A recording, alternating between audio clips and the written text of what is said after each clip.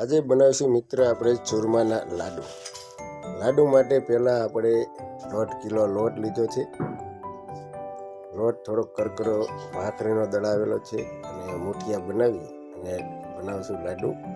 હવે એમાં આપણે સૌ પ્રથમ તેલનું મોણ દઈશું અને લોટ બાંધીશું.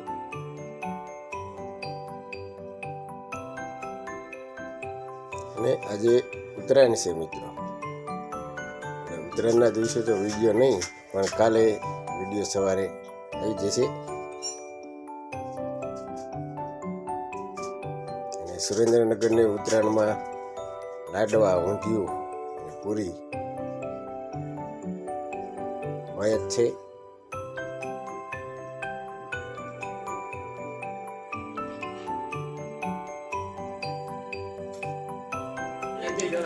મસ્ત કમ્પ્લીટ થઈ ગયા પછી પાણી થોડું પાણી નાખીને લોટ બાંધી લઈશું. મસ્તીનો મુઠિયા થાય એવો મસ્તીના. હવે આપણો લોટ તૈયાર છે અને એના નાના નાના ગુંડલા બનાવી લઈશું.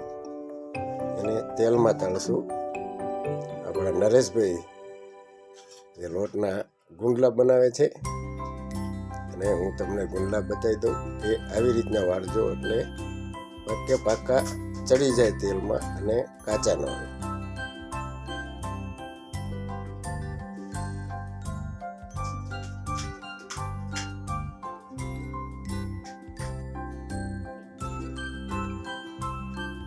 હવે આપણે ગેસ ઉપર મૂકી દઈશું તેલ. એકદમ મીડિયમ ફ્લોમાં આપણા લાડવાના મુઠિયા બનાવેલા છે એને તળી નાખશું.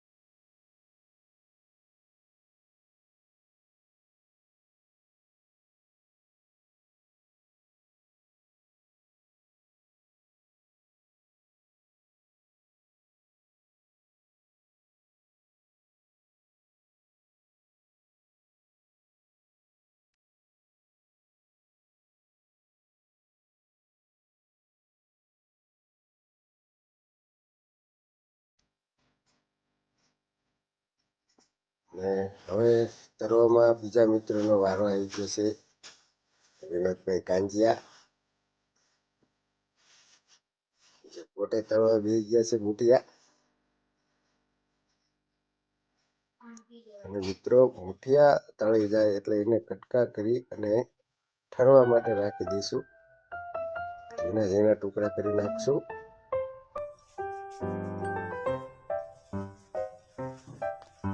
ઠરી જાય પછી આપણે એને ખાયણીમાં ખાંડશું. મિક્સરમાં હોતી ખાંડી હતી.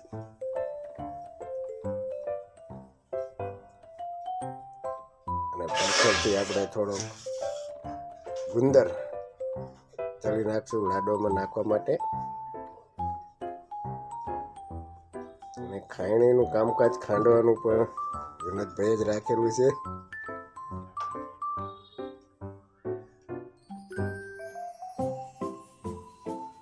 ને ઝીણી ચાયણી લઈ અને લોટને આપણે ચાળી નાખશું.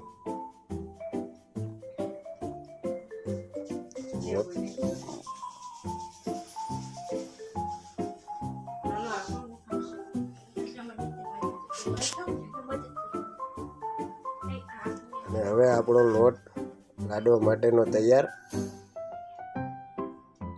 હવે એની અંદર આપણે નાખી દઈશું કાજુ. થોડાક અમથા આપણે કાજુ લીધેલા છે.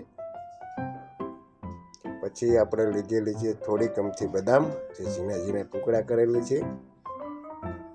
એની અંદર લીધો છે આપણે ગુંદર, જે તળીને રાખ્યો હતો તે. અને છેલ્લે લઈશું આપણે એલચી પાવડર, જે 8 થી 10 એલચી ખાંડણીમાં ખાંડી કમ્પ્લીટ કરી રાખી છે તે. અને હવે આપણે તવી મૂકી દઈશું, તેમાં 400 ગ્રામ તેલ અને 1 કિલો ગોળ. તમે જોઈ શકો છો કે ગોળ લાલ નથી થવા દેવાનો. ગોળ તેલમાં એકદમ ઓગળી જાય પછી એને આપણે લાડવામાં એડ કરીશું.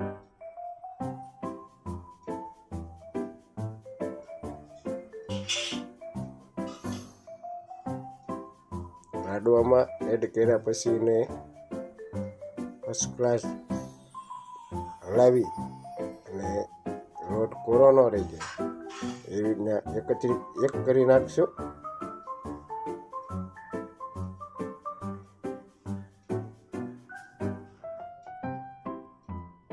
હવે એને ટાઈઠાની મદદથી હલાવી નાખશું.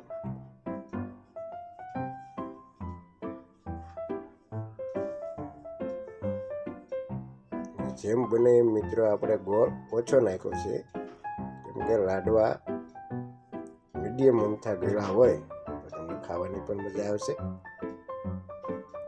અને આ આપણે ઘરે બનાવેલા લાડવા છે. આની અંદર કોઈ પણ આપણે આડી એવી વસ્તુ નાખેલી નથી.